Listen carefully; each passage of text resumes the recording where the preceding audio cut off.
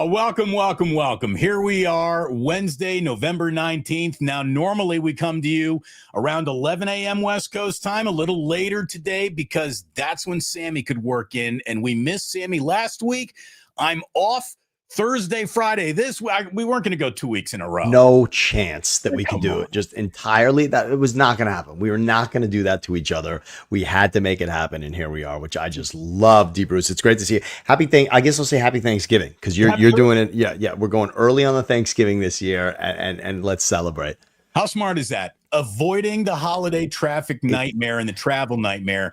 We're going to go do a Southern California Thanksgiving a week before Thanksgiving. Beating everybody to the punch. It's one of the smartest things my family has ever planned. I got to be honest with you. It's so well done. I love what you're doing. It is just brilliant. I mean, just good for you. Good for you.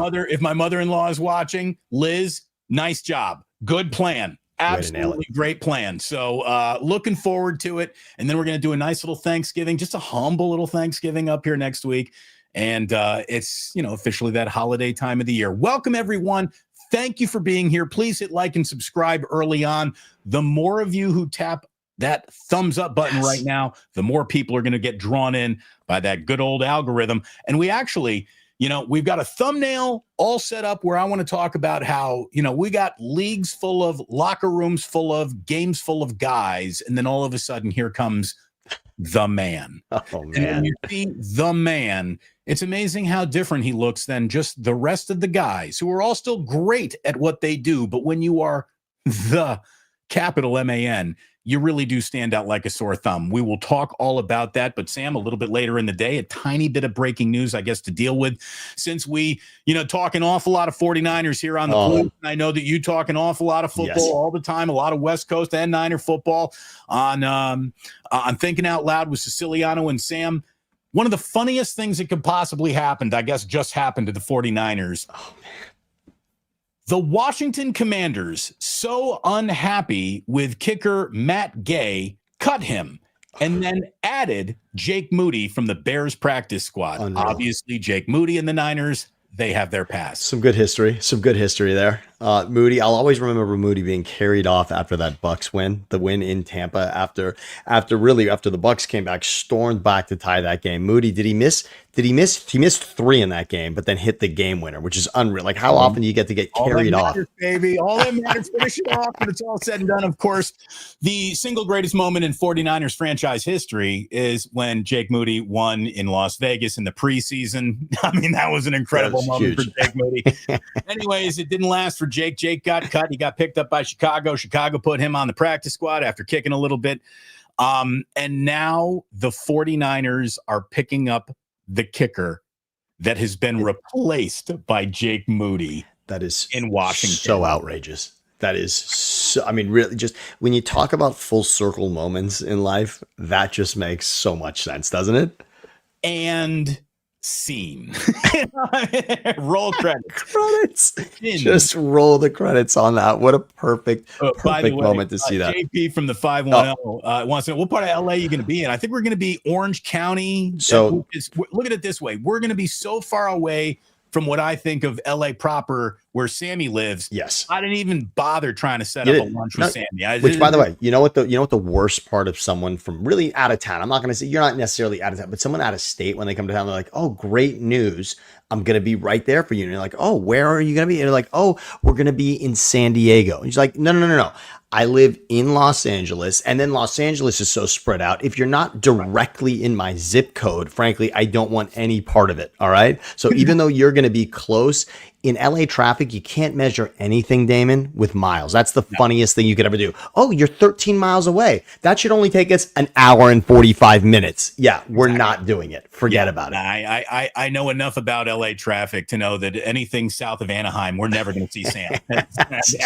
It's just we love you, and we'll see you next time. And you've been at the house. You've been at Gaviotto, so you know what it's like to truly have it there. And we will make that happen the right way. It's going to happen. We're going to end up doing a Kings weekend. We're going to come on down. We're going to have a little fun. And let me tell you, going with the man theme. And look, I know enough about sports fans. I know enough about my own audience to know that if I led with just a singular thumbnail of Macklin Celebrini. Oh, it's just not a lot of people are probably clicking on the video today, but I do want to say, and I don't want to get granular on hockey or Sharks or their rebuild or anything.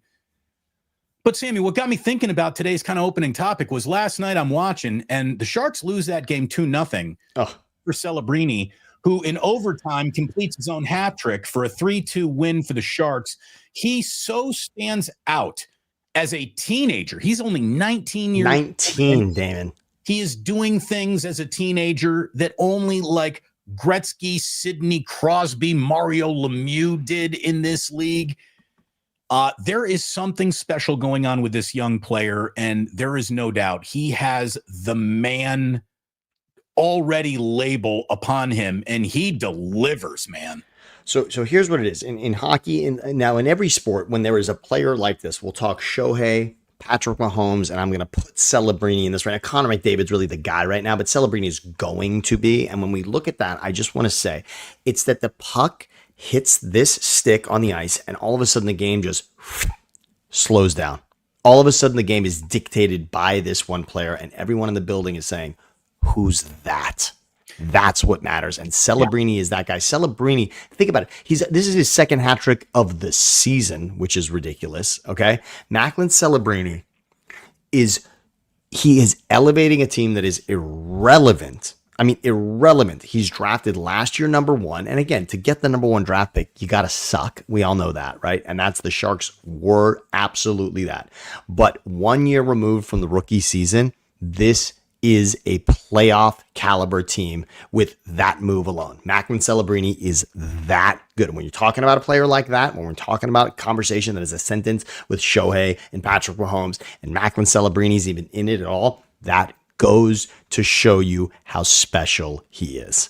You know, another thing that made me think about the man being the topic of this show to start off with here was last night. The man walked back on the court for the LA Lakers, didn't he? And, you know, look, there's no doubt that Luka is the future of that team, and Luka wears the man crown of his own, but it's not as heavy, and it's not as big, and it's not as shiny as LeBron still after all these years. And let me tell you what LeBron James did last night in his season debut. Just 11 points and 12 assists. But as he did that, the man elevates the entire team, and the Lakers drop a season-high 140. Luka looks basically unstoppable, and LeBron has now brought his career into a season no other professional basketball career has ever seen. I think that Michael Jordan is forever the zenith of the peak of dangerous, but the greatest career of all time, it has to be LeBron now. He's played better, longer than anyone ever in the history. All-time leading scorer. Here's some crazy shit last night. Do you realize that LeBron has played with or against 36% of every player that has ever played in the NBA? 1 out of 3 players in a league that has a near 80-year history has played with or against LeBron James. LeBron James, what he's done, and I understand this is a conversation. And here's the thing: here's why people are passionate about the LeBron conversation, because you have to be so good when you're compared to only one other person in the history of the game. And let's be clear, that's the only conversation when it comes to LeBron. It is a LeBron and Michael Jordan conversation. Contemporary wise, I like to say Steph Curry's in that conversation. And I know LeBron's got a little bit of a chip about Steph Curry, and I understand why. The head-to-head there has not been pretty for LeBron. But overall, dominating the game, it is a LeBron James, Michael Jordan conversation. And the reason people get upset about LeBron is because, he may not be greater than the greatest of all time. And I'll argue, considering what he's done with numerous franchises, he has now gone beyond that point. And what we don't have is, we don't have the nostalgia factor to build into the moment. In the present, it is difficult to understand what it's going to feel like when he's gone, when he's no longer playing. All of a sudden, the history is going to make perfect sense to you, and you're going to realize, and you're going to want to be part of a conversation that says, in my lifetime, in the prime of my lifetime, was actually the greatest player that ever came to be in the finals 10 times. The championships I know don't line up as the 6 for 6 perfectly the way it does with Jordan. And I got to say this much. At this point, can I say this, Damon? It seems wild, but after the movie Air, I think it's perfectly fair to say this. The shoes, the gear plays a part in that argument. Michael Jordan's gear is undefeated. Well, so it's when we talk about mythology. Yeah. It ain't just Hercules. It's the sword. It's the helmet. Yes. It's the cloak of invisibility. It's all of those things. And there's no doubt that the sneaker and the omnipresence of him in our childhood is an advertising vehicle. Look at you. Look at the color. These are nice. I mean, these are nice. The pink, right? I mean, the color palette is outstanding on those. So fucking Los Angeles. You drive me nuts. The Philadelphia in you hates it. It's deep. But I'll show you the other one. I have the green and white. I have fours in the green and white in the Kelly green. So yeah, I'll bring those next time. Okay, but yeah. If you took if you were wearing different color shoes, I was going to drop this stream right now and never talk to you. That would have been it. You wouldn't even have to tell me when you come down to Orange County or San Diego. You no longer have to inform me at all. It just it's obvious I'm not seeing you. It's obvious we're not going to be hanging out. Sam, the mismatched Jordans was just the final straw. But as part of that conversation, because I'm here in LA now in more of an office setting than I used to be, Damon. Mm-hmm. Jordans have become dress shoes. And I'm not even talking full suits. I'm just saying that, like, when you wear jeans now, if you wear Jordans that aren't beat up, and who lets their Jordans get beat up? If you're wearing jeans now with Jordans, it's considered like you dressed up for the day. It's a status symbol. It's the Bruno Malleys of sneakers. It's Louboutin. It's Louboutin for men. It's Louboutins for men. Perfect. It just is, like the red bottom, right? I mean, that's it. So that does play a part, because people enjoy when they're buying something. So I love that. You're like, when you tell somebody like, hey, nice shoes, and it's like, well, I bought them. Like, I definitely didn't make them, right? And it's like, nice shoes, like, okay, yeah, I made a good decision, I guess. But people want to be tied to that. And I think absolutely Jordan factors into that with the shoes. Otherwise, and I'm not going to say if, I hate saying if, I'm not going to say if that wasn't a part of it. That is a part of it. And the shoes are at that level because of who he is, etc. Yes, but 3 different franchises for LeBron to have done, for him to have reshaped 3 franchises. I'm sorry. I have to, and to win. And again, if he came to LA and didn't win a championship, I would say yes, largely he'd be chasing something. It would be like, I'm sorry, you can't, like, this is a city of champions. If you come here, like, he knew choosing the Lakers. Yeah, right. He did. And choosing the Lakers is really, people may think that's some sort of obvious decision at the time when he chose Lakers, Damon. I think quite the opposite. He could have avoided all of these comparisons.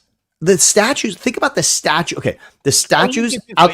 He didn't take any easy way out when he joined the Lakers. Not at all. They were sort of a mess when he joined them.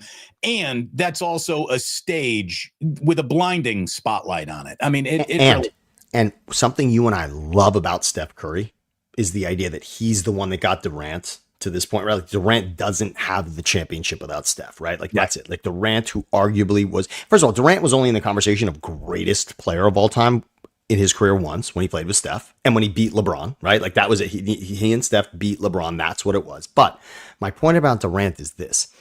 Anthony Davis is the guy I want you to look at. Anthony Davis's career in the end, when we look back, we're going to remember the year and the years that he played with one guy. Yeah. One guy. That's it. Yeah. Anthony Davis is going to be a Hall of Famer because of LeBron James.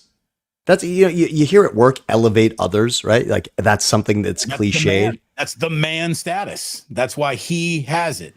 By the way, SD 1593 bubble championship. You know what? You're right. Key word, however, championship. The key word in there is not bubble. It's championship. You know what would be amazing? Maybe I'll tell Larsul. Larsul has one of those rings. Larsul was on, Aaron Larsul, our buddy, was on the team for 2020. He's got a ring. Is he in the bubble? So in the bubble, yes. He was in the bubble, right? He went. So yes. Yeah. And so what I want to do is, you think if I wrapped his ring in bubble wrap, that he would, like, that would be sucked. And I don't believe it at all. By the way, All of you out there, what did Lars Sewell average for the Lakers that was, week? you know what? Guess what? He averaged 1 ring. Pretty impressive. So I'm going to give it to him. Season. Yeah, 1 ring. See you later. They don't just like, you don't just, no matter what. That's one of those things, like, you know, in life when there's sort of like, you don't flip those out to hanger-ons. And you know, in life when there's like, there's like spillage, right? They talk about spillage, like like you can get like the overflow of something in life, right? Like, we like the pennies on something. Championship rings are not, they're not the overage. They're not, you're not just like, those are very specifically given out. You know, there's not just extras. Here's the real question. Did he get a player's caliber ring, or did he get the Marty Lurie? You get a ring after the parade. I think so. I think he's one under. He's a rung under player, and I think that only had to do with. I think it's the case that it came in was different in that version. So I don't know that he has. Just so everyone knows, championship rings do come in like 3 different levels. When they do. Yes. It's the players, and they get, you know, as rocked up as Jacob the jeweler can stuff diamonds in the turkey cavity. You know, they all go to there. And then you get your owners, and they get it, and coaches, and immediate game day staff usually gets sprinkled one of those too. Here's your here's your $180,000 bonus in ring form is what that is basically. And then your PR people, your game night staff and operations, they get that second level ring. It's a very nice ring. It's still worth several $1,000s, but it isn't all the carrots in the garden like the other one. It's not. And so and then you get the guy who works at the ticket services and off game night PR, and the guy who runs security, they get the tin pot ring. But his grandkids know that he won a championship. That's for sure. That's for sure. And look, in what we do, Damon, I mean, we all dreamt at one point of being a part of it in that way. And so and getting close, I mean, talking about it is one stage of getting close to it, and then working for a team would be another one. And so, yes, he did that, and congratulations. But I do want to say this, because my most important point about that comment, bubble championship, is F you. Every other team had that same opportunity. This isn't a Lakers fan. You're not a Lakers fan. No, I am not a Lakers fan. I'm not a Dodgers fan. And they both won bubble championships that season. Okay. And frankly, another LA team won that year as well. Okay. The Lakers won. The Dodgers won. It was right. I mean, it was like everything was perfect that season for LA, right? To have both of those teams winning in the way that they did. And the Rams. The Rams, the Lakers, and the Dodgers all won a championship that season, which is crazy. And I'm not a fan across the board of any of those three. But every team in each of those sports had the same opportunity to win the easy championship. So it's nonsense. Right. To me, it is nonsense. It should have been easy for everyone. There should have been multiple champions. It was so easy to win a championship in that bubble if it was that easy. And the irony is, the Rams did win the Super Bowl in LA that year, which again, that only happened. I mean, we know where the Super Bowl is each season. That was just that happened to be, much like Brady did it in Tampa. It doesn't happen often. It happened twice, back-to-back seasons, and never outside of that. Levi's, write it down. It's clearly going to happen this season again. But did the Lakers have an advantage playing in Orlando? I don't understand. Like what? Like, just stop. Their advantage was there was no crowd to make Anthony Davis maybe piss down his own leg. Right. That might have been great. But either way, Great. I'm not there to crap on it. Neither are you. Let's not let one comment. No, but I do. But I appreciate that comment, because it gets me to that level every time. And there you go. But yes, but the man status, Damon, I'm going to say that. Are you elevating others? And I don't know that there's a player in our lifetime that I can say that. I mean, as much as I love Shohei, I think Steph Curry's in this conversation. He is. By the way, just a couple more things on LeBron. Here's something that I would have never expected, because when he came into the league, he was just a dominant, powerful player. He was not a perimeter player. Last night, he passed Reggie Miller and made career threes. That's insane. You want to talk about evolving as the game evolves in your own career. That's something else. He's got a 40-point game on every single NBA franchise. I don't know if another player's ever done that. And again, Vince Carter, who was, on fumes level Vince Carter at the end of his career, he played 22 seasons. LeBron, the first sneaker to ever hit a court for season 23, and it started last night. It's really something else. It is. Before we move along, let me just say it's great to have everyone in here for what is normally an abnormal start time for the show. Yeah. But we work around things, and because it's the internet, time doesn't even exist, right? But what does exist is hunger and lunch at Ike's. Get yourself to Ike's. Get yourself maybe a little Ike's tonight for dinner. Pick it up. I mean, it's how about this? There's going to be a lot of holiday cooking coming up. There's going to be a lot of days in the coming months where you're not going to want to cook. Get yourself to Ike's. Hopefully there's one near you. You sign up for that Love Rewards program. You eat happy. You will be happy. We want to thank our friends at the Dubliner. This is where are you going to watch Macklin Celebrini go pick up his next hat trick? Where are you going to go watch the Warriors in Miami tonight without Steph? I don't know if Jimmy or Draymond's playing. If you bought a ticket tonight in Miami, you got screwed. Sorry, everyone. This is what happens, NBA, when you give Team Old Man this many back-to-back in front of the year. You'd think you'd know how to sell your own league. Good God. I don't know what the NBA is thinking. Either way, get to the Dubliner. Let the Dubliner do your thinking for you. And we always want to thank Sleeper. Use promo code Damon in the link that is right at the top of the description of this video. You click on it, you use Damon, you get a $100 deposit match. Use it for NBA parlays, use it for your NFL. We got Thursday night football going off tomorrow night. Very interesting slate of games this upcoming week. So all of that always in play. Thank you to our sponsors. Thank you to Sammy for being here. Thank you to all of you for being here. It is really good to have you, especially with a time we normally don't go. So if you're in now, thank you for going out of your way to join us. We so appreciate it. And Damon, speaking of being here, I do want to remind everyone, I was in the building last night with LeBron stepping on the court, as you said, for that first time this season. And it was interesting to hear him speak before the game. He mentioned something. He said, for those that are wondering how I'm going to fit in, I fit into every situation I've ever been in this league. And I just want to nod my head and say, he's absolutely right. He's played multiple roles. He basically deferred to Dwayne Wade when he went to Miami at first and understood that winning a championship was going to be something that he had to learn how to do. And Dwayne Wade helped him understand that. And that is true. He did defer at that time to D Wade. It was amazing to see. Like 42 games. You're right. But guess what? But even that, but think about what he was like to be the man as we're talking about this conversation in Cleveland and to come to Miami and understand like, okay, I need some help. Like that's not easy in life.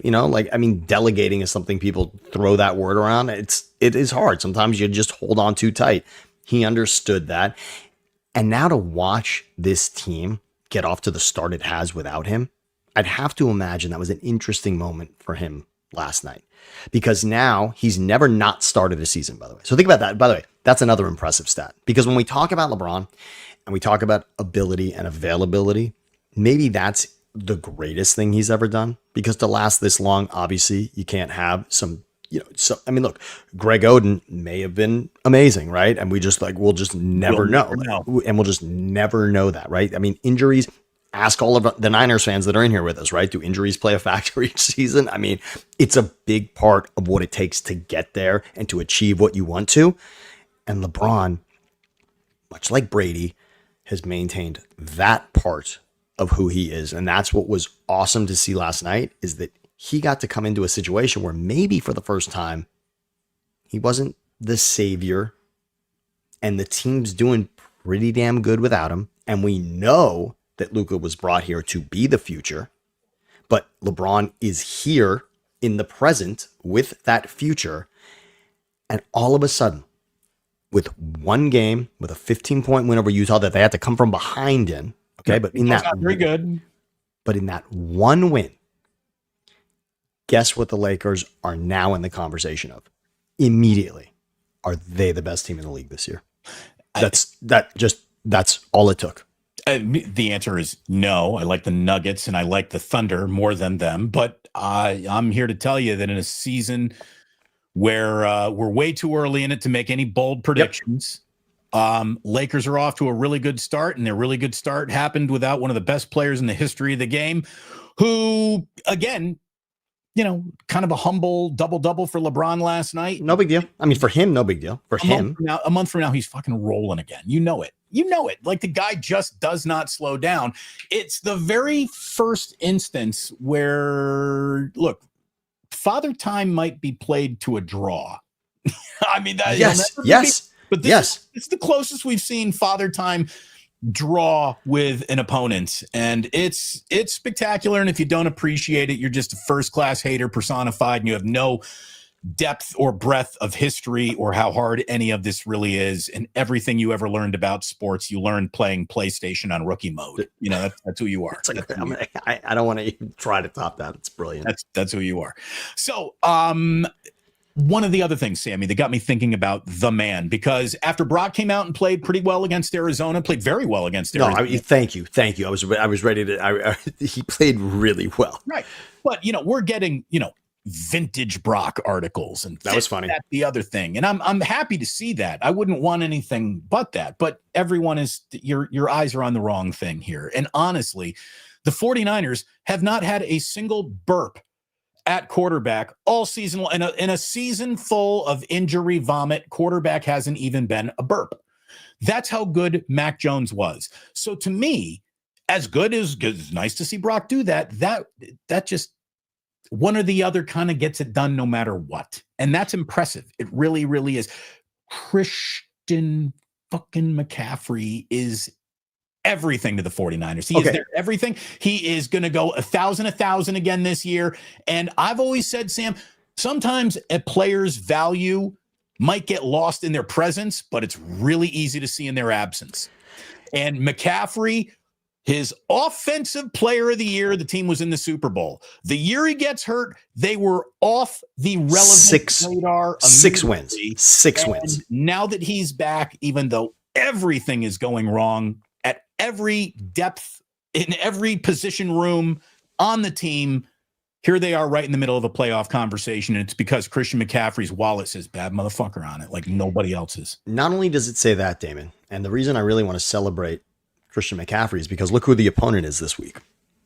So can we remember and thank the Carolina Panthers? Now, as a deep down Eagles fan, I really want to tell the Panthers something else, but for the Niners fans, let's thank the Panthers fans for one of the most unbelievable, I believe, was it a Wednesday night or a Thursday night when that story dropped? It was not in the heat of the trade deadline. It was ahead of it. It was one of those early moves that happens within the trade deadline window, but outside of whenever. If we're going to do this, let's do it early because this is the game changer. This is the move. So we're just going to get right to it. It changed a franchise that was already headed in that direction. But I mean, it was adding. I mean, frankly, it was really kind of like when Derrick Henry joined the Ravens because the Ravens were so elite at running the ball anyway because of Lamar. I mean, and think about it. I mean, with Dobbins, they were doing it. With Gus Edwards, they were doing it. And then they dropped Derrick Henry into the mix. And it was like, wow, how do you add that to a team that was they were the best rushing team and then added Derrick Henry? Thanks. So with what Shanahan has done with running games, to add McCaffrey to that just felt like an unfair cheat code at the time. Look back at history. We did this once with the Titans to look at what happened since they had the 1 seed and now they got the number 1 pick. And of course, now they're through coaches. It's a disaster. But the Panthers, to be where they were with McCaffrey and now look at it. And the Panthers are having a nice season right now.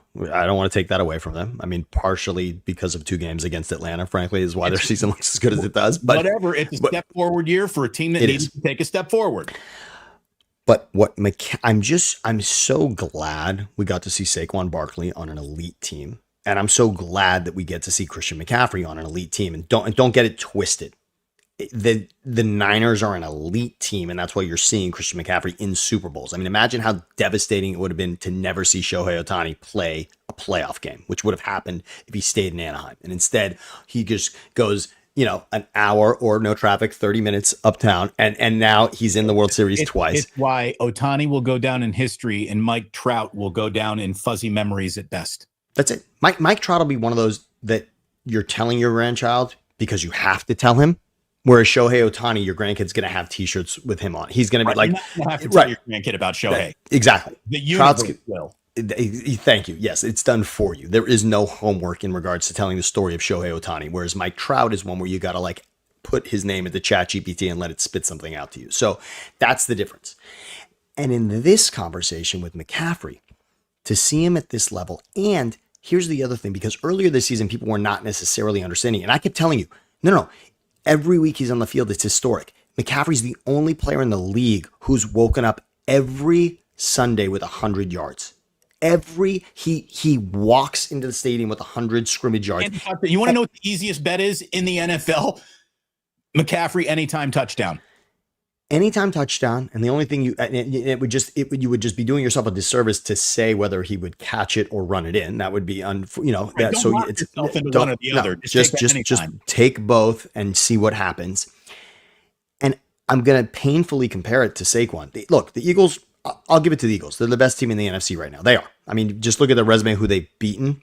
And they are the best team right now. I was watching because you and I started late today. I was having a later lunch. My whole day was off. Oh, the whole day is screwed. Yeah. My whole day's I've been feeling backwards all day. Plus, it feels like it's a Friday for me because I'm taking off to LA.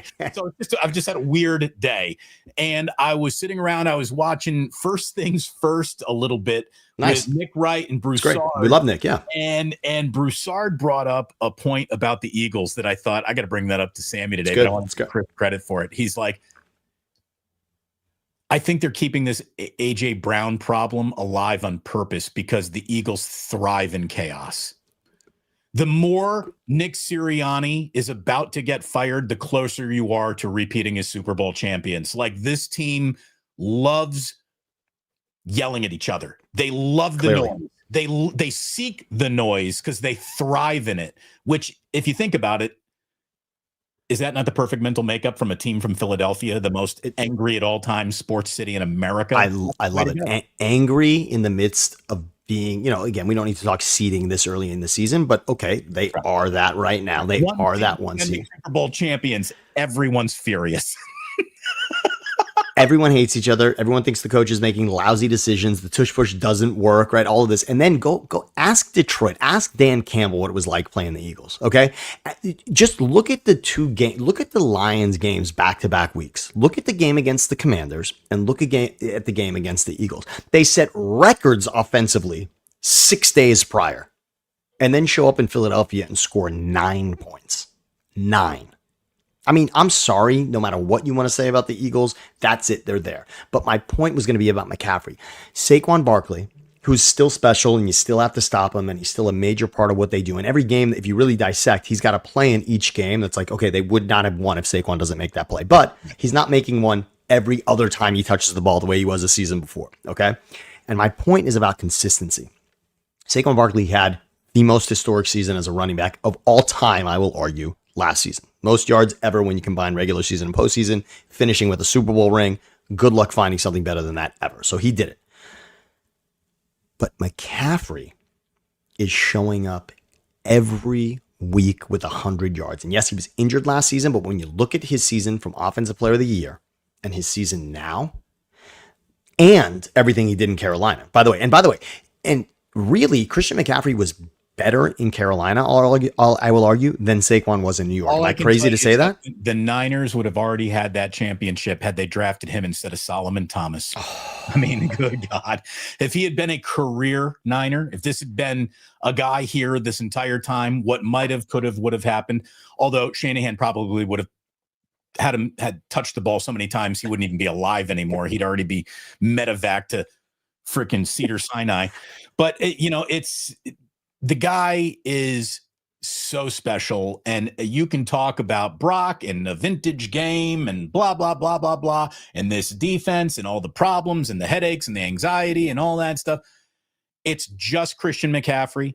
As long as he is healthy, the team has a nearly 3 out of 4 chance of winning. Christian McCaffrey's record with the 49ers in just terms of what is the team wins and losses with this guy in the room. What is, I wrote it down earlier. It's they're 29 wins, 11 losses. That's a 725 winning percentage, and a 725 winning percentage for a football team usually turns into guys go into the Hall of Fame and championships are won. 29-11 is coach of the year. Like that just, I'm sorry, but 29-11 is absolute. In fact, you know what I'd love to know? We should do this. I'll do it for next time. How many coaches over that stretch are 29-11? How many coaches over the stretch of the last 40 games are 29-11? It's not even, I don't even think Andy Reid is that. Sirianni may have it. I don't know that it's, yeah. It's really probably Sirianni because Andy for a minute there, LaFleur, right? LaFleur, he was Mr. Regular Season. And by the way, did you see that they had should Matt LaFleur be on the hot seat conversation for the first time in his career this week? And he almost greeted it like I wondered how long it would take for you to get here. Exactly. Sort of like he's like, I knew it was coming. This is a guy that, by the way, and I always say this much. I always say Aaron Rodgers' his greatest regret is going to be leaving Matt LaFleur. I think that the journey he took after LaFleur is something he will regret. By the way, let me just say, if the Chicago Bears can't beat Aaron Rodgers with a broken wrist as he's a Steeler at the end of his career, dude, they should put Aaron Rodgers into the Chicago Ring of Honor if he beats them again. No, there should be a statue outside of that stadium of Rodgers. Yes, you're right. If he does this now, yes. This is the season when Chicago's turning everything on their head. And is this team better? I mean, we're all over the place, but we're in an NFC conversation right now, and we're talking like if we had to sort of power rank the NFC. There are no rules. There are no rules, Damon. But let's just do it for fun of it, and you can let us know if we're wrong. If we're power ranking the NFC right now, and even if you were power ranking the NFC North, it's tough. But let's give the Bears their flowers in this moment that we can. Is this better than the Trubisky team that won the division, hosted the Eagles in the double doink Cody Parkey game, which otherwise, by the way, Trubisky made a play at the end of that game to win that game. I'm pretty sure it was Allen Robinson he hit to put them in field goal range in that game. It was a great play. The Eagles, Foles had passed it to Golden Tate, who was an Eagle for 5 minutes. They seemingly won the game. I think it was a 4th down touchdown pass that Foles made, putting the Eagles up. And then Trubisky comes back and puts the Bears into absolutely makeable field goal range. And the double doink happens. That team, that was Nagy, right? Yeah, that was Nagy and Trubisky. That team won the division. It was the year after the Eagles had won the Super Bowl the first time when they beat Brady. That year, Foles had to come in again. They went. Bottom line is that was a great Bears team. A story sort of out of nowhere, coming in to host a playoff game to win that. It's not that long. Like we think, oh, the Bears have been terrible for all this time. But so I'm asking you, are they better than that team? I mean, I would argue what they're doing collectively feels in this moment more impressive than even that team. And that was an excellent team. For the first time, the Bears are playing a brand of football that feels sustainable. It's not there totally one week and gone the next. It's there both weeks, but this week a mistake was made and they didn't win. You know, I still don't know about Caleb Williams. I'm a believer in Ben Johnson. And by the way, the game that said it to me, it's that Giants win. And as much as the Giants game will be remembered for Dable's, final disaster, which it was. I mean, the Giants absolutely just filled their diaper at the end of that game. I mean, it was bad. It was bad. But I watched Ben Johnson's face in that game because he was so thoroughly disappointed with the way that it was going through 3.5 quarters. And you just thought, this is one where Ben Johnson's asking himself, like, am I enough to truly change the fortune of this franchise? Or is there just something in the water or on the plane or in the hotel sheets? Like, is there something that's just wrong with what's going on here that I'm not going to be able to change? Because we should not be losing like this to this Giants team. By the way, I've always said it's Virginia McCaskey and they weren't going to win until she's dead. Yeah, well, she's dead. And there you go. And then you just move out of the way and let's carry on. That Virginia was her. And there you go. So is it and guess what? There were more questions about Trubisky than there are about Caleb Williams, I think, really. Because Trubisky, nobody thought Trubisky, no one was convinced. They were in that playoff. No one was convinced Trubisky was the guy then. They really right? And there's that many questions. And of course we could say is Caleb a better athlete? I mean, I don't want to get it twisted though. Trubisky was good. He had an amazing escapability. Like Trubisky was very good that season. Yeah, I mean, I won't take away the best year he had. Sure. But Other locations, it hasn't worked out. I mean, it's just clearly no. Overdrafted is the best way to describe Mitchell Trubisky experience. But will Caleb? That's a question. Will Caleb will have to wear that also, and because of what Jaden Daniels did last season, there's always so we're still going to compare to that, right? Are the Bears going to be in the NFC Championship this year? I mean, Jaden did do that no matter what, and so that might always be the comparison, but. Something's working out. I think you're right. I think it's easier for us to just say that Ben Johnson makes sense and the jury's still out. A little breaking news this afternoon as we discuss the man returning, elevating, lifting all the boats in the harbor as if the tide had come in. Joe Burrow might be back under center this week for the Bengals against Drake May. First of all, isn't that an interesting conversation right there? Somebody, I guess, brought up, is Drake May better than Joe Burrow? And Joe Burrow's like, get me back on this fucking practice field. Let's go. Done. I'm ready. This makes the Jamar Chase spitting thing even worse, though.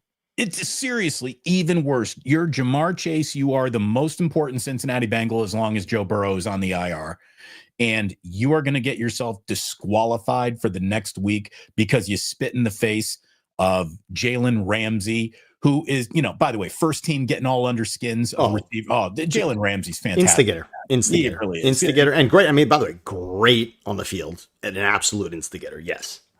As he maybe is losing a step, his counter move to his aging is, I'm going to just get into your head. Well, you want to neutralize somebody? Yeah, get him off the field. Get him off the field for the entire game. Yeah, exactly. So Jamar Chase says, by the way, he didn't spit. And then, 70 different cameras and different angles. Oh, yeah. No.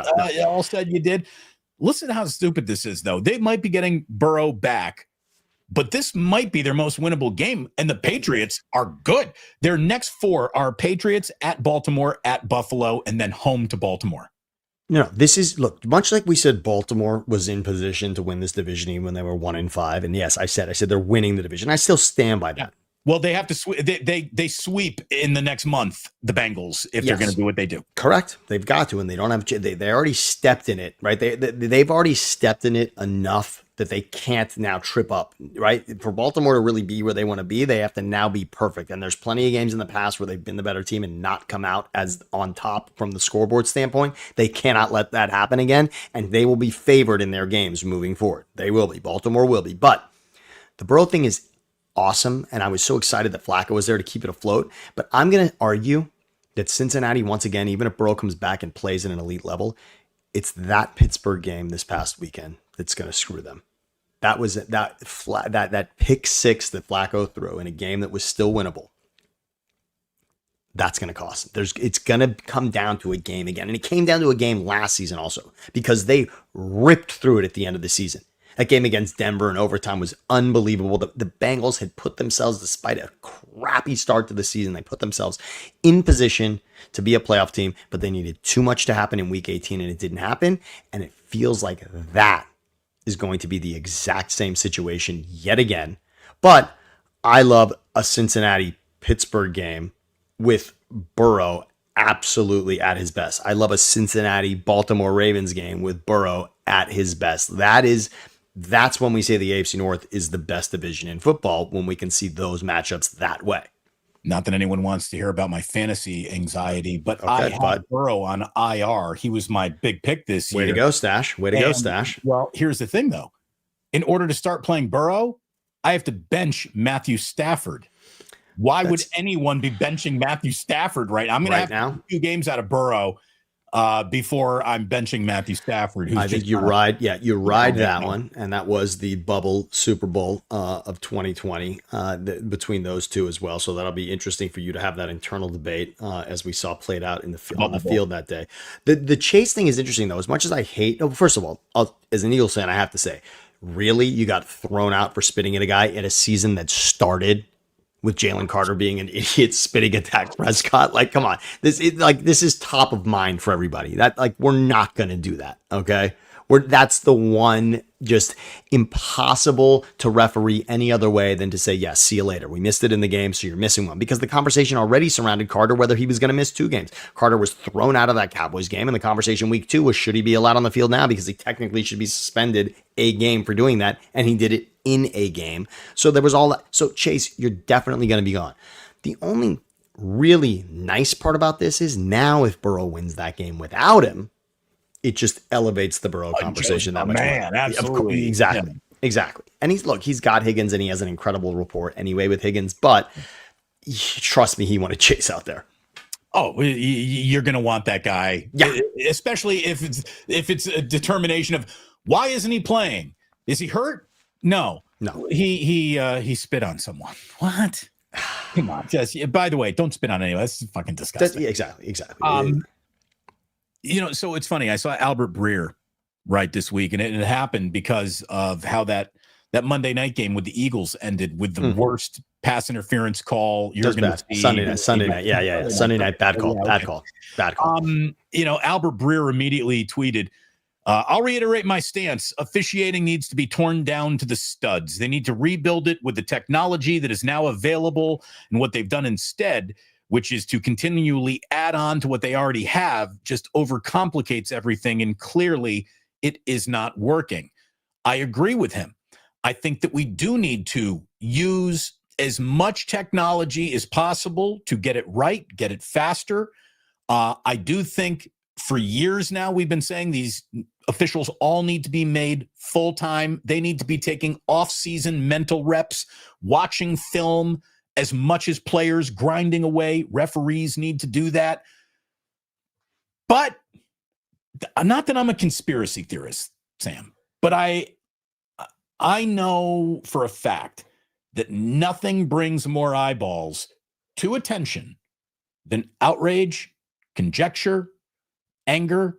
And I honestly think that if you offer the NFL a chance to fix their officiating problem, but get 8% less conversation in the zeitgeist because no one's complaining about officials Monday through Saturday, I don't think the NFL would take that deal. I think the NFL is a little bit like Jerry Jones in that regard, where they do believe any publicity is good publicity, and angry fans screaming about officials actually drives more people to the game than drives them away. And if you don't believe me, through 10 weeks, NFL games are averaging 17.6 million viewers. That is up 7% from last season and is tracking to be the best mark in a decade.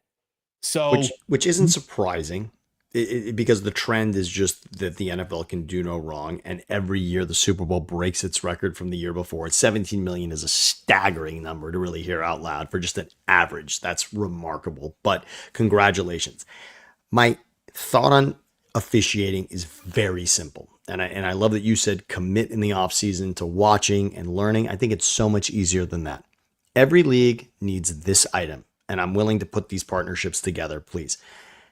It's the common sense hotline from the operational center, wherever that is, with Toronto in hockey, New York in the NFL, whatever it is. All I want is a phone that can ring in every stadium. And all we say is, hey, we're not blaming anybody. Nobody's fault. But that's not pass interference. Hey, sorry, just wanted to let you know that was out of bounds. Hey, sorry, he was actually safe at second base. You know what? That was a high stick and it caused the guy to bleed. That's a 4-minute. Just if anyone anywhere can see with visual proof that something happened or didn't happen, that should be available to the league to make a judgment based on that. A common sense hotline that just says, hi, this did happen or this didn't happen, with definitive proof right here. That's it. Why is that difficult? Why should we have the ability to do that with certain plays, right, but not all plays? This play is disqualified for review because of what? And if you're saying, well, we're not going to review judgment calls, there literally is no call that needs to be a higher priority review than some of these judgment calls, with the poor judgment that we're seeing applied to them over and over and over again. It just give me the ability to overrule something in the moment. And again, I'm not asking the fans to overrule it. We're not having everyone vote in the stadium.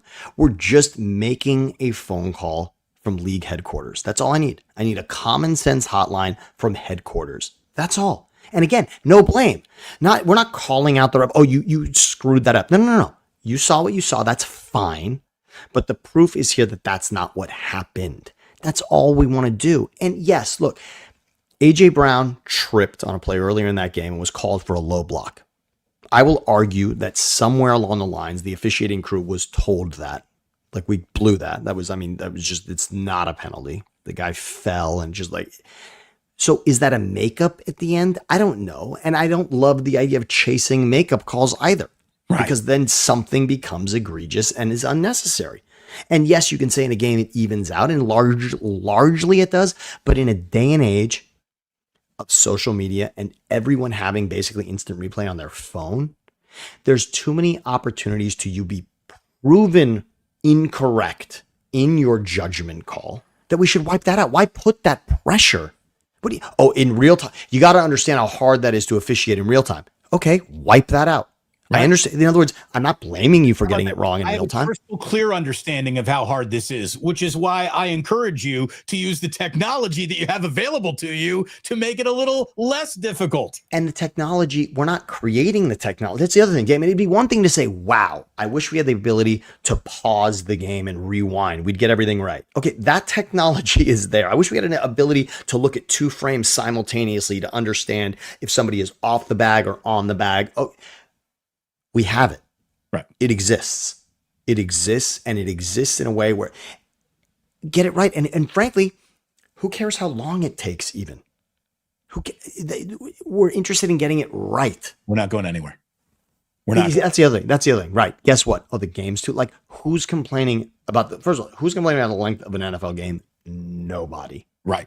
You're not going to turn an NFL game into a college game. It's not going to go that long. So, oh, by the way, and if game clock and running time is a concern, nothing's slowing this game down more than all these bullshit flags. Exactly. You know? Exactly. And now, and guess what? And guess what? As much as I said that part of the common sense hotline is about not assigning blame, the official is going to internally feel that. He's going to feel like, okay, I got that one wrong. And the next time he goes to throw the flag, he's going to think about it. Did that actually happen? Am I right? Am I going to be called out essentially? So it's going to change the way the game is officiated. Sammy, I got a just saying coming up, and then we're going to do today in history. But one more item before we get there, because another thing that I've seen just an awful lot today is I've been consuming some shows that I normally don't watch because you and I came on later in the afternoon. Yes. Is the debate about whether or not Kansas City's Super Bowl window, is it already closed? I mean, and no, every single person in the media wants to be the very first to officially throw the bucket of water on the fire and say, it's over, it's closed. And I know fans are dying to hear that in many, many ways. And look, it might be for this season. It might be for this season. I think I'm going to actually have to see the asterisk that says they've been eliminated before I would believe it. But I don't think we've heard the last of Patrick Mahomes and the Kansas City Chiefs. They're definitely not the only team in the AFC West anymore. I'll say that. I don't think they're about to win their 10th division title in a row. They've won 9 of these bad boys in a row. Which is insane. Definitely. The NFC East hasn't put together back-to-back champions in like 20 years. Yeah. You know, they're 5-5. That's not the most concerning part of it, though. It's that Mahomes is having the worst completion percentage of his career. But watch Mahomes. That's not on him. Nope. He's not different. You got guys suspended deep into the year. Now Rashee Rice is here. You got Travis Kelce, the only player on this team with 40 catches or more so far. So it is the rest of the Chiefs letting the Chiefs down. As long as you have the head coach and the quarterback right, and a defense that matters, you can turn it around again. This might not be the year for the Chiefs. You want to know another reason why it might be ending for them? It's Harrison Butker's fault. It's not the head coach's fault. It's not Patrick Mahomes' fault. He's missed more kicks so far this year than he missed all of last year. And what were the Chiefs best at last year? Winning the close ones. What are they terrible at this year? Haven't done it yet. Win the close ones. They're awful in one score. They have one. I think they're 1-5 in one score games this season. That we're so not used to seeing that number. They've lost every close game this season, and that is the makeup of who they've been over the last 2 seasons. So yeah, it's shocking to see it. I also would put my money right now. I've said it so many times. If you gave me Ravens, Bills, Chiefs to represent the AFC in the Super Bowl right now, I'm still taking that ticket. I'm still taking that ticket. I understand Denver and Indy, right? I get what's happening here. But if you gave me Bills, Ravens, Chiefs, one of those 3 will be there in the Super Bowl, I'd sign up for that. I'd sign up for that in a heartbeat. I'm going to tell you right now, if AFC wildcard weekend served up Bills or Chiefs, Broncos or whatever, sure, which it very well could. I think the Chiefs will go deeper in the playoffs than the Broncos will this year, just because when those championship rounds, when that bell rings, when don't the Chiefs answer that bell? I'm going to have to see them not do it. I'm going to have to see them not be in the ring before I disqualify them from even answering that bell. They are in the fight until they ain't. That's it. And look, the Niners, we understood what was happening with the Niners last season, because the Niners had those significant injuries at the most important positions, but the Chiefs are largely healthy in those. And I don't want to talk about weapons necessarily, because they've won with similar weapons. I've seen them win, right? I mean, Thornton and Rashee Rice and Xavier Worthy and Juju Smith-Schuster is not even the worst collection of receivers they've ever had. So I don't really, and Hollywood Brown, I don't want to talk about the idea that somehow it's to blame. They've put this team together in a very similar fashion to what they've done over the last few seasons. Is it okay that someone in the AFC West finally is at that level? And guess what? They're going to get another crack at Denver. Last year, they blocked the kick. This year, they didn't. I mean, think about it. I mean, Denver's lining up for a game-winning kick in the same way they were last season. Last year, the Chiefs made an unbelievable play on special teams and blocked that kick and remained at that time perfect for that season. But you know what? The Chiefs are going to be in the playoffs. The Chargers looked like garbage this weekend in Jacksonville. Like, there's plenty of time left for a team that saves their best for December and January anyway. So I can't go there, and I don't want to compare everything to New England, but there were plenty of seasons when New England was not all that impressive, and there they were again at the end. And I'm just willing to give the benefit of the doubt to the Chiefs.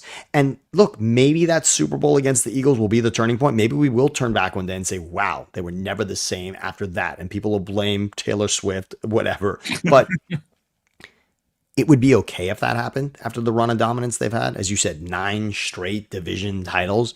And again, I mean, think about the Hall of Fame coaches they're going up against. I know Pete Carroll's not crushing it right now with silver and black, but you got Pete Carroll, Sean Payton, Jim Harbaugh joining Andy Reid in that division. I mean, I'm sorry, that's a significant upgrade to what's been surrounding Andy Reid in that division in recent years. So it's no doubt that it's going to be a tougher road to just annihilate everyone in that division. And that's okay. And that's part of it. And everyone doesn't look so pretty right now. And 5-5, yeah, you're not in the conversation about the best team in the league right now. They're not worried about that conversation until January. They're just not. And let me just say, they are a 3.5-point favorite at home against the Colts. So maybe the rumors of their demise are a bit much, at least for Las Vegas. I do feel like we're at the point in the monster movie where, they might have killed the monster, but then unfortunately, all of our heroes have gathered for a group hug, and off screen, they haven't noticed the monster's finger twitching still. And they didn't drive the stake in Dracula's heart. Not yet. But again, the movie's got 25 minutes left in it. So, we'll that Dracula's coming back here at one point. Something's happening. Something is happening. Sammy, just saying, love it. Was your idea for a segment. You came up with it weeks ago. We've embraced it. We've loved it. Do you have a just saying ready to go today? Because I'm just saying, you were the busy one today that had to push back. So maybe you're just saying you didn't have time for it today. Or I want you to give me a just saying first. I'm going to let you order first at the restaurant. Okay. And then we'll see if I've made my decision by the time that you're through. I'm thrilled that you've got one. I can't wait to hear it. Whenever you say I'm going to let you order first, I was at a restaurant with my buddy Dan Duran, and to this day, I still text it to him. He orders, and then he turns and he says, and the lady will have the duck. He ordered for his girlfriend, and the lady will have the duck. And we've been holding that over him for about 15 That's years. amazing. And the lady will have the duck. Great order, by the way. I do recommend it, but that's incredible. The lady will have the duck. So Damon today, yeah, I'm gonna let, yes, Damon. Damon's been here a few times, right? Have you dined with us before, sir? You know what? I haven't, so I'm gonna let Damon order first. All right. If the Browns beat the Raiders with Shedeur Sanders getting his first career start, Mark Davis should have to sell the fucking team. That's it. If you're looking for the low point of your franchise, that's it, buddy. If you're looking for it, there it is. So the player that you passed on, that everyone said was worth passing on, that just made his debut and didn't exactly look crackerjack in his debut, if he comes into your building with a bad team and beats you, Pete Carroll needs to be fired, and Mark Davis should have to sell the team. That's it. Like, what more do you need to let me know? That would be a full referendum on ownership. Like, all of your instincts have been proven completely wrong when it comes to who to draft, who to hire. You don't know which new coaches to hire. You don't know which old coaches to hire. You don't know which quarterbacks to draft. You don't know which quarterbacks to add via free agency. Tom Brady ain't helping at all. He's a worse part owner than he is a broadcaster, for goodness sakes. And I'm just telling you, the one thing Mark Davis got right, he didn't have the conviction to stand by it when the heat got turned up on John Gruden because of those emails. Mark Davis should have said, fuck your feelings. He's my coach. He didn't. And it's been lost in the woods ever since. If they lose to the Browns and Shedeur, I want Siciliano immediately joining us. Okay. I love it. And now, I want him to exit the Browns broadcast early to join us. I love that, and I will. And I hung out with Andrew at the Lakers game last night as well. And so hello to everyone here who's with us, thinking out loud. Siciliano and Sam were there taking in LeBron last night. And so LeBron is a Cleveland thread. Andrew's a Cleveland thread. What you just said about Shedeur is a Cleveland thread. And my just saying is going to stay on the Cleveland end as well. I made this point earlier. I was talking to DeMarco Hall. I was talking to DeMarco Farr in the hallway here earlier this week. And my point was because the Rams, that name that Sammy, was that nice? Was that nice? But I mean, it's nice to have that. If you got it right, it's nice. I mean, if you can have a conversation with a Hall of Fame Super Bowl champ, I mean, you do it, right? I mean, I mean, with not Hall of Fame, but when you got a Super Bowl champ hanging out, you want to talk to him. So DeMarco, I was noticing the Rams have absolute game wreckers on their defensive line. The Eagles this week made plays on their defensive line with Jordan Davis and Jalen Carter swatting down the ball from Jared Goff. Defense is now recognized in a different way than it used to be in this league. And what I want to say to that is the sack used to be the term that you would use to define a defensive player. And now defensive players are defined on batting the ball down, pressures of the quarterback, right? If you are disrupting a play at all, it counts. And now there are metrics about measuring defensive players that aren't just about sacks. Sammy, not to cut you off, have you seen the Amazon Prime heat map and the pocket pressure map around the quarterback? On the alternate. That is one of the coolest new elements that they've incorporated. It's nice. It's beautiful. And the reason is, Damon, is because these elite players on every team and again, after what the Eagles did to Mahomes in the Super Bowl, everyone's chasing that idea of how can we get to the quarterback. But again, it's not ultimately the sack that makes the difference. It's just the pressure. If you can alter that play, if you can screw up the timing, if you can get in his kitchen, as they say, right, that makes the difference. So what I'm just saying is, this is what the Niners are hoping for. I don't know how many sacks they got left in them this season. They're just hoping for pressures. Exactly. But my point is, in a world in which I just set that up, and DeMarco Farr agreed with me and said players are now out to say it's not about sacks. They want different things written into their incentives because you're getting fewer and fewer quarterbacks to the ground now. You're disrupting, and in a league that wants to penalize you for getting so close to the quarterback, right? I mean, think about it. Bringing a quarterback to the ground can end up getting you penalized. Whereas if you've disrupted the play, just get out of there, right? If you've backed his own lineman up into him, why go after and get him on the ground at that point, other than you chasing the idea that you're going to be measured on sacks, right? I mean, in the end, we're going to say this player had so many sacks and that makes him worthwhile. Our first conversation anytime when Huff joins the Niners, right? When Bryce Huff in the offseason, what are we talking about? We're talking about the fact that 2 seasons ago, he had 10.5 sacks, right? Like that's the one thing we want to go to instead of understanding what players are doing. So I'm setting all of that up, but I'm just saying, Myles Garrett had 4 sacks this weekend against the Ravens. 4 sacks in one game. Where I'm telling you, players are not getting sacks the same way they used to. They don't even have to because their team recognizes that they are disrupting plays even when they get close to the quarterback. Myles Garrett had 4 sacks against the Ravens. And what I'm just saying is, it wasn't even his best game in a month. He sacked the quarterback 4 times. And in the game prior, he'd done it 5 times. Isn't that something else? The guy, he's, first of all, he's a very, very special player. There's no denying that at all. The team around him on the defensive line has gotten better. So I don't think you can pay the amount of attention to him that you used to. And when you take one eye off him, if you're not chip blocking that guy, if you're leaving him one-on-one, he's going to win that rep. Like 5 sacks in a game and 4 sacks in another game.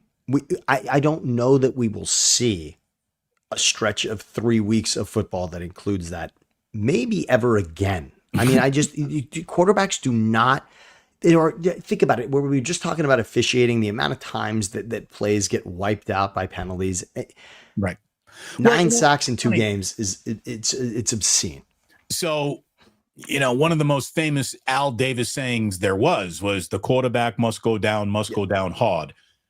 You just got to cut it off. Yes. The quarterback must go down. Leave the hard part out of it because that's a flag in the modern NFL. It is. And that just wipes out all of that hard work. And yet what he has done, I just can't even understand how special that is. So again, week 8, 5 sacks. And week 11 with a bye week in between there, 4 sacks. We're just not going to see anything like that ever again. 5 on New England and 4 against the Ravens. It's 9 over the course of 2 games. It's just, yeah. So again, 2 years removed from Defensive Player of the Year. Just wow. I don't think you'll see 9 total sacks from the 49ers between now and the end of their year. And by the way, and let's put this number, we will remember this when we speak at the end of the season. Let's just say how many players that are paid for that statistic will have 9 sacks for the entirety of the season. How many? It's a short list. Trust me. Right. It's a short list. Right. Absolutely. It is. It's a short, that is a short list. By the way, poor Shador, when he was making his rocky NFL debut, because Dylan Gabriel got concussed, his house got broken into. And Sam, I think we talked about this a couple of months ago. If I am a professional athlete right now, I want it in my contract that whenever I'm playing a game, you have to send a security guard to sit in a folding chair at the end of my driveway. Because a lot of these guys are living in gated communities in the first place, and that's still not stopping this rash of break-ins that is happening to professional athletes. I'm going to need the team to pay for somebody to keep an eye on my house because there is definitely a flag up in the criminal community. The one time this guy ain't going to be here for sure and all of his family is when the game is on. And it's the second quarterback in the AFC North over the last 12 months that's had this happen. Right. Because it happened in Burrow last season. I mean, that's just ridiculous. Well, and this happened to Kelsey. This happened to Mahomes. Yeah. This is a problem. I think this happened to Justin Herbert. Right. Yeah. So that's got to stop. Anyways, are you ready for a little history? Sam, I think we've made some history today. Yeah, we did. Doing a later than usual show. We want to thank everyone for being here. If you have not hit like or subscribe, please do so. Eat at Ike's, drink at the Dubliner West Portal, and make sure you're using promo code Damon when you sign up for Sleeper, America's fastest growing fantasy app. Anyways, happy birthdays. Well, first of all, we got some very, very good acting, some ladies coming up here, but Calvin Klein, 83 years old today. Calvin Klein, there you go, right? I mean, I won't show you the waistline in my pants right now, but definitely I am a brand ambassador, let's say. I mean, no one's helping me to get there, but I have been the ambassador for Calvin Klein for quite some time. Between Sam and his Calvin. Nope, that's right. That's right. Way to go, Calvin. 83 years old for Calvin Klein today. Allison Janney. Who is funny in everything she's in. 66 years old. She's hysterical in, what's that, Dressed or there is a Kirsten Dunst mockumentary about a beauty pageant. Oh yeah. Oh, absolutely. Yes. That is called like Dress to Kill or something. I think like it is that. Dress. Yeah, I think you're right. She is so funny in that as the women who she's the woman in the trailer next to Helen Hunt or whoever. Who is that? Who plays her mother? Anyway, I'm blanking. It's Drop Dead Gorgeous, right? Drop Dead Gorgeous. Drop Dead Gorgeous. That's yes. it. It's yes. Drop Dead Gorgeous. Yes. And yeah, she's so funny in that. Helen Hunt is not in that, by the way. That's all right. But we got it right with Kirsten Dunst, and it is. That's a great one. Happy birthday to Meg Ryan. I'll have what she's having today. She's 64. I mean, just yes. One of the all-time Harry Met Sally, yeah, and also Sleepless in Seattle. I mean that, yeah, and You've Got Mail, yeah, beautiful. And then went a little heavy with the surgery and doesn't even look like Meg Ryan that much anymore. Like sometimes you got to lay off the plastique, if you don't mind me saying, Meg. Happy 63rd birthday to Jodie Foster. Jodie Foster's never not been really good in every movie she's ever been in. That's saying something. Yes. Happy birthday to Jack Dorsey, part of that PayPal Kabul. He took that money and started a little something called Twitter. You might have heard of it. He's 49 years old today. Made some cash in his career.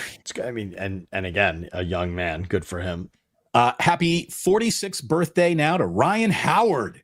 Ryan Howard of the Philadelphia Phillies. I'll say this much. My cousin Jack liked to say that every time Ryan Howard's up, he is either striking out or hitting a home run. He said he says, I don't understand. Every time I see Ryan Howard, he's doing one of two things. That's it. I mean, he's just that's all it is. He's either striking out or hitting a home run. There's nothing in between. And you've never seen a dynasty end so definitively on one player's Achilles heel as what happened with Ryan Howard against the Cardinals in 2011, I believe it was, in a 1-0 loss in Game 5.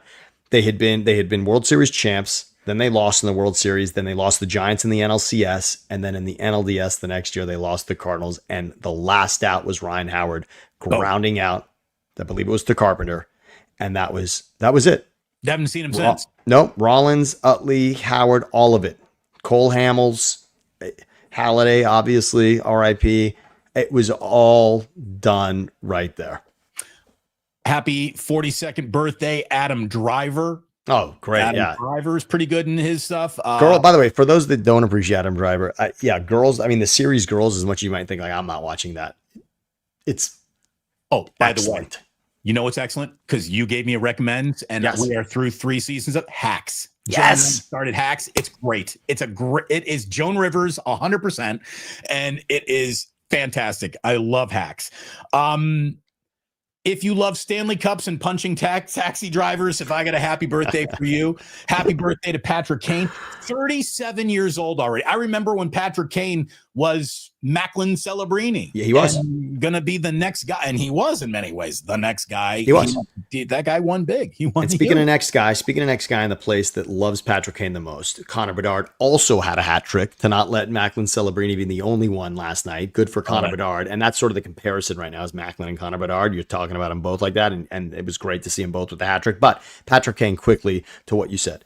The night that Patrick Kane scored against Michael Leighton to win the cup in Game 6 in Philadelphia against my Flyers. No one saw the goal. No one saw the goal. It was behind Michael Leighton. He didn't even realize. And to this day, the rumor is still that Chris Pronger took that puck from the net and never. The Blackhawks still don't have it. The story goes that the myth is that Pronger still has that puck and never gave it back to them, which is a pretty outstanding story. Way to go, Pronger, on that one. And the fact that Patrick Kane is now a Detroit Red Wing is just wild. But Patrick Kane that night, yes, my amazing cousin Jack had a really wild cab ride after that one. That was a rough night. Indeed it was. Oh, hey, the wife is back. She's returned. Jillian, yes, she's returned. All right, that means we got to go get kids soon. Okay, let's do it. We go. Today in 1620. Oh no, wait a minute. One more birthday. Happy birthday. How could we forget? I guess out of sight, out of mind. Happy 29th birthday, Fred Warner. Oh, yes. 49ers miss you, Fred. Absolutely. Especially with Tatum Bethune, by the way, now going maybe to IR for a little bit. I think they signed Stone Blanton. Linebacker will be an adventure for the rest of the year for the Niners. 1620, the Mayflower reached Cape Cod today. How about that? Happy welcome to America, Mayflower. Today in 1805, Lewis and Clark reached the Pacific Ocean, becoming the first Europeans to cross the continent of the United States. It's not bad. I mean, when you're wondering, by the way, here's what's when I hear that. We were talking about traffic in LA and how you hate it. Imagine you got to walk across the United States or have a donkey pull a wagon to get you there. What's amazing about Lewis and Clark is that I feel that good about my directional understanding when I'm able to get home without my navigation now. It's like I have to remind myself every once in a while that I actually know where I'm going. We're so used to typing it into our phone and letting that dictate how we're going to drive everywhere now that once in a while I just put it in my pocket and I say, I know how to go. I know how to get there. I've done it 100 times without this. And think about Lewis and Clark doing that in a day and age that didn't involve any of that. Like looking at the sun and measuring and figuring out how to get just wow. Yeah. Thomas guide be damned, right? Where do you think we are right now? Well, it's daytime and I can't see the stars, so I don't know. Sorry. Yeah. Just wait until the moon intersects and then I can figure out what latitude we're at. What, are you kidding me? Wow. Today in 1911, New York received the first Marconi wireless transmission from Italy. Probably said, hey, can we get a table at Rayo's? And they're like, no. Sorry. So that is 1911. Today in 1953, the United States Supreme Court, in a 7-2 vote, voted that baseball was a sport, not a business. And I'd argue today, it's like they're ready to go back to that. It's going the other direction now. Definitely both. Today in 1975, One Flew Over the Cuckoo's Nest was released in theaters. Kind of a big deal movie. It's the ultra rare Oscars sweep. It won Best Picture, Best Director, Best Actor, Best Actress, and Screenplay. And scene. And who would have ever thought that the single most relevant dude sitting in that circle of crazy people and Hall of Fame actors to this day would be Danny DeVito. Danny DeVito is now more relevant in the zeitgeist than Jack is. True. I mean, depending on what the Lakers do, but yes, you're right. And thanks to Jersey Mike's, yeah, you're probably right. I bet you if you put Danny DeVito in a room full of 15-year-olds and said, who's this? At least 4 or 5 would be able to say, that's Danny DeVito. I don't know how many 15-year-olds would recognize Jack Nicholson right now. It's a terrifying statement, but you're absolutely right. That's something else. You're going to like this the most. Sammy, today in 1978, it's the Miracle at the Meadowlands. Herm Edwards returned the fumble with 31 seconds left to give Philadelphia a 19-17 win over the New York Giants. And really, if you think about it, that's only like the 10th worst loss in Giants history. It is. That's the sick part. I even had one this season. But in many ways, did this give birth to the tush push? And I will just follow me on this because this changed certainly the kneel down. So that play created the kneel down because what the Giants were doing there, they were trying to run out the clock. They'd won the game. They'd gotten the ball back. It was over. All they had to do is let the clock spin out. And because they tried a handoff instead of the quarterback just simply kneeling down, that's how Herm was able to recover that fumble. They screwed up on the exchange there when they didn't even need to be running a play at all. So it definitely created. The Miami Hurricanes with Cristobal last year lost a game. Yes, same. Where they're just running plays to big dick their way off the football field, and they screwed it up. And it will forever be synonymous with what the Giants did that day. And I would look for my lifetime, Miracle at the Meadowlands 2, which is the Deshaun Jackson walk-off punt against the Giants. I appreciate that one more. But think about how the Raiders actually had one last season against the Chiefs in a way. Now, granted, they had to kick a field goal, but remember, Aiden O'Connell, all he had to do was he was setting up to he was going to get the snap and probably walk over to the hash they wanted to kick the game-winning field goal against the Chiefs on, and instead they screwed up. They snapped it before he was ready for the ball. Fumble. And it was a fumble and they lost the game right there. So, but yeah, that one's a glorious one. And Herm Edwards is famous for many things. He was most famous for that. Before he said you play to win the game, certainly he was most famous for that. By the way, right on cue. Boom, Christopher. You play to win the game.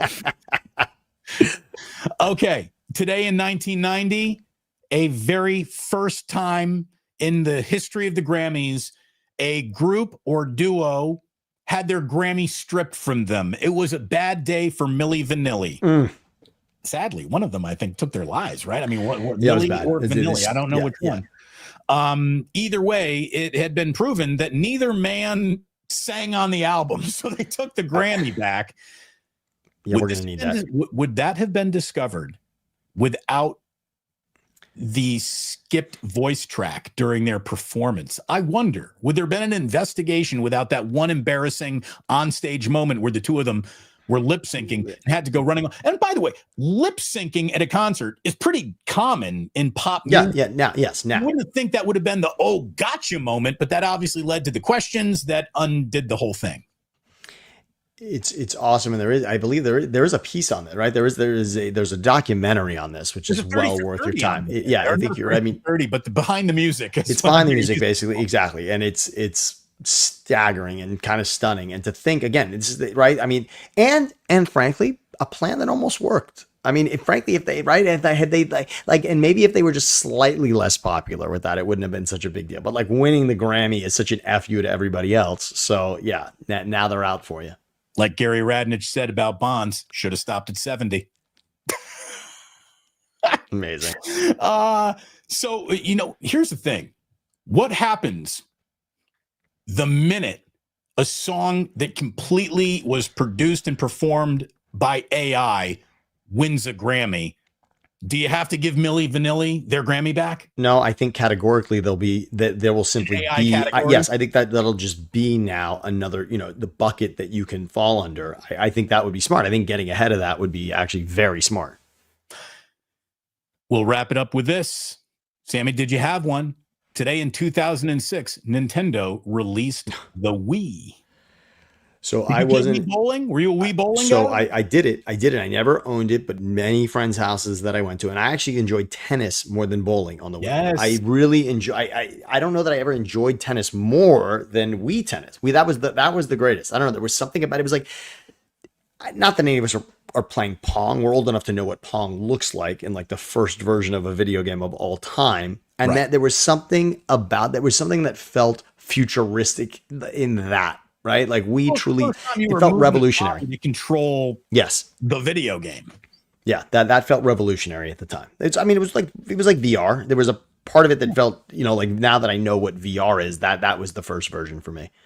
I'll tell you what's freaking revolutionary: the fact that we don't need radio stations to broadcast anymore. Thank you for watching us on YouTube, and I'm going to tell you, I'll be posting some stuff from Southern California over the next few days or so, but it's not going to be a normal show schedule. That's why we really needed to get one in here today with Sammy. Sammy, thank you so very, very much.